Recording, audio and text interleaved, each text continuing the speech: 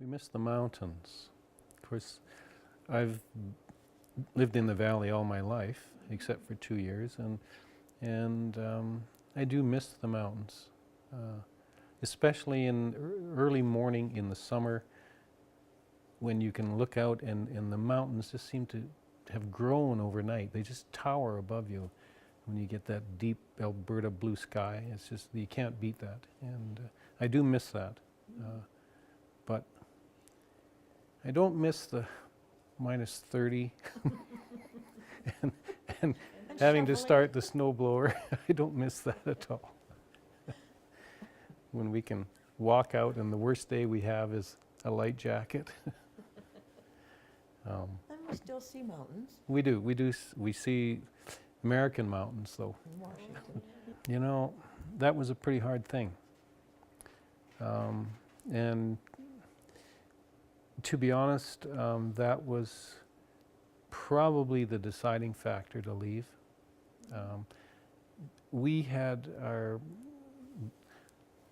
the basement in our house was fully developed, and we lost that. We lost everything in the basement, which most of the stuff that we lost was just stuff. But there were a few things that it was just too bad we did lose. They were sort of like keepsakes. But once I got rebuilt the basement, it just took the wind out of my sails. You know, and I really felt, I think we both felt guilty because, you know, there were people, you know, 3-4 houses down the street from us that their houses were just totally devastated with, you know, 8 feet of mud and sludge and sewage, and it took them days to bail that out of their houses, and I really felt guilty because we got off pretty lucky, you know, pretty easy. We only had 2 feet of semi-clear water in our basement, so but you know, once we got through that,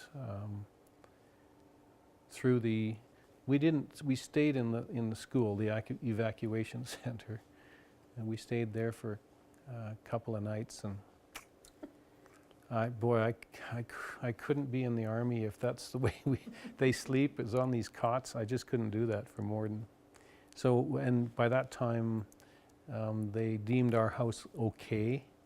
They didn't want us to go and stay there, but because there was no power, no water, no sewer or anything.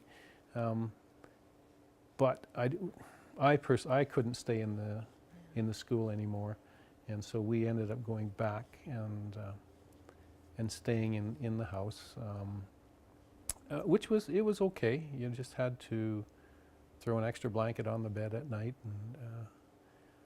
and it enabled us to start the clearing process a little earlier than had we stayed in the, I think they wanted us to stay in the school for another 4 or 5 days, and that was... It was tough. You know, the first day once the roads were open, and we decided we had to get out, so we went to Calgary, and it was just, you know, it was almost unbelievable that here we are in this absolute devastation, and 3 kilometers, 4 kilometers down the road, life was normal. It was just, nothing had changed, and yet all our lives in Exshaw had just been uprooted, something terrible. And it was just, you know, I can remember driving back into Calgary and just saying, wow, these people don't have any idea what we've just gone through, you know. Parts of Calgary did. Calgary did, yes, but but it was really strange. I don't know why I expected everyone would have been somehow impacted, but it's one of those things I will not forget ever, I don't think. One of those memories that just gets just put back in there so deep that you never leave.